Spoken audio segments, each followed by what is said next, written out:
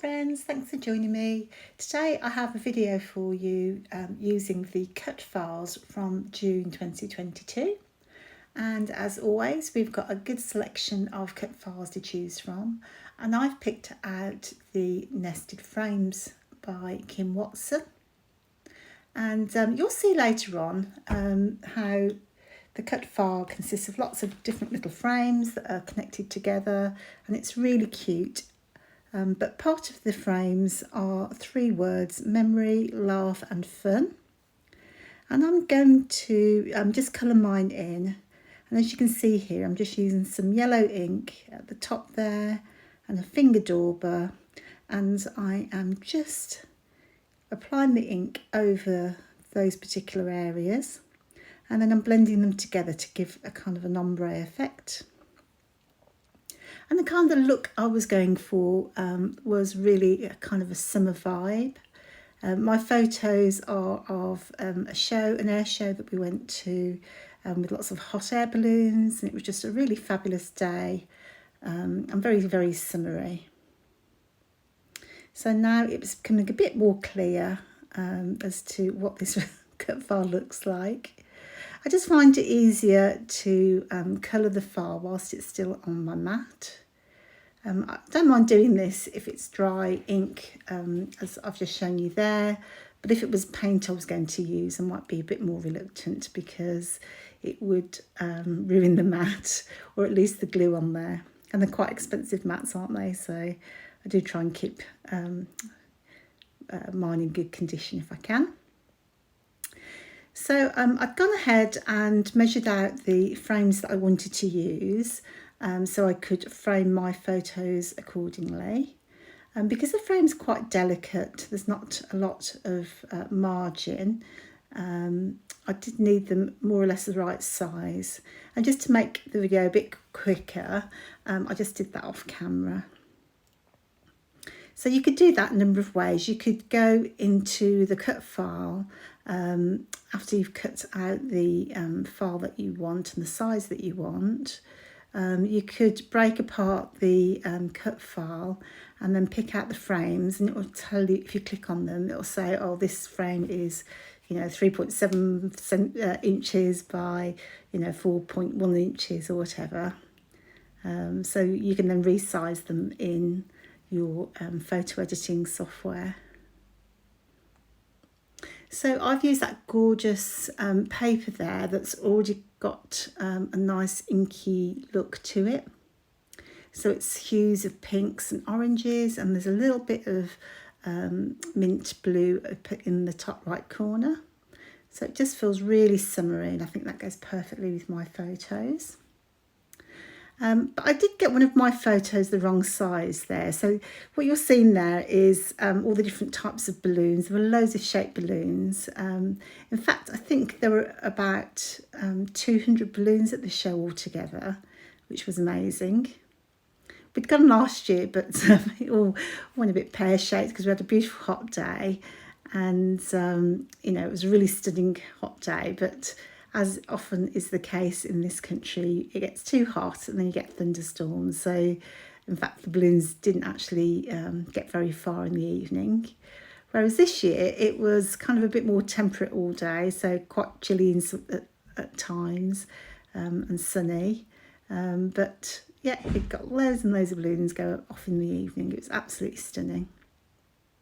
And I think that middle picture there is one that we took later in the afternoon, and you can just see, just a few of the balloons, setting off into the distance.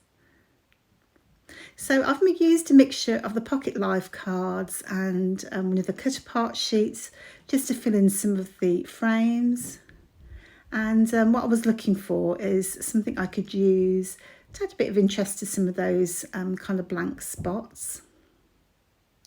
It depends on your photo. You could fill all of those with photos, but because some of them overlap, I just didn't have the right sort of photo.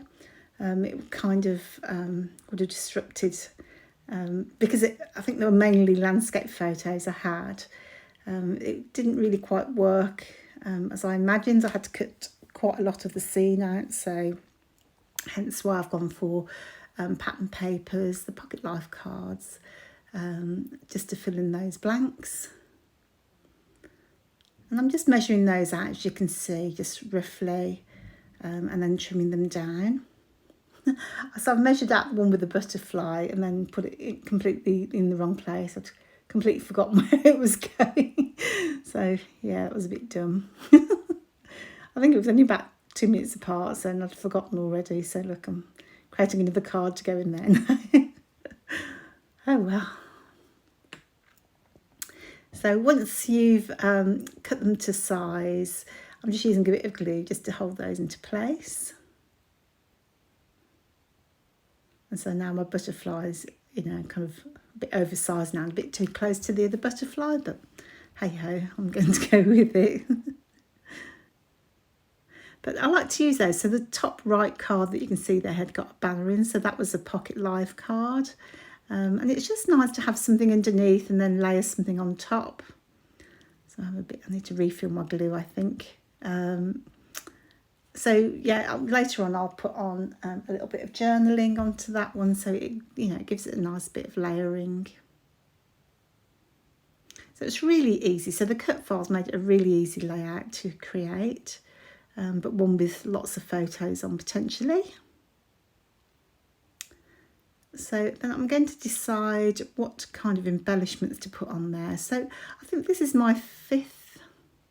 Now I've lost count actually, my fourth and my fifth layout with the May 22 kits. And so I've kind of pilfered quite a lot of the embellies already. But you can still see I've got loads left. And it's just really a case of deciding which ones are the best or most appropriate for my layout. I normally get to this point in the month and I just chuck loads of things on. That's a technical scrapping term, that is, checking it all on. So I think I've gone through the 2 sets of die cuts. I really, really, really, really love the flowers. And I've used most of the individual flowers, so I'm just left with a few. I love the colours because they're really bright, and then when you've taken your photograph of your layout, you can really see they pop off the page. So I've got a bunch of things that could work on this layout, and I end up moving things all about the place because then I've forgotten where they were going. That's just typical me, that is. And I think I'm going to be popping this all up onto foam tape just to give it a bit of dimension. And what I do later on is add a little bit of ink behind the cut file just to create a little bit more shadowing, so it just feels like it's further away than it actually is. Now the reason why I cut out the foam tape when I was putting that on the back, because it took me about 15 minutes to get all my tape on there. It was just ridiculously long, so I did cut that out because it was quite tedious. And similarly, I then had to stick it down and spend another 15 minutes pulling all the backing off the tape as well. So I really did spare you the details of that. So just to add a little bit of interest, I'm going to mount that pattern paper then onto some of the cardstock. Is in the cardstock kit this month. And I'm really loving the cardstock kits. I don't know if you have that yourself. It's definitely worth getting because I tend to go to this cardstock all the time now. The colours obviously match perfectly to the kits. But even I find on other projects, it's just the right weight of paper. There's a really good selection of colours and you get 2 of each colour each month. So, I think it's a really good deal. So if you're having the main kit, for example, definitely think about that cardstock kit as well.